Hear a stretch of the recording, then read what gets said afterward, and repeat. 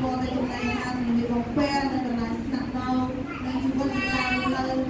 សម្រាប់សូមឲ្យបានចម្រើនឡើងបងសម្រាប់តែក្រុមគ្រួសាររបស់គាត់សូមឲ្យមានពររហូតតតែគាត់បានទៅជួបបាន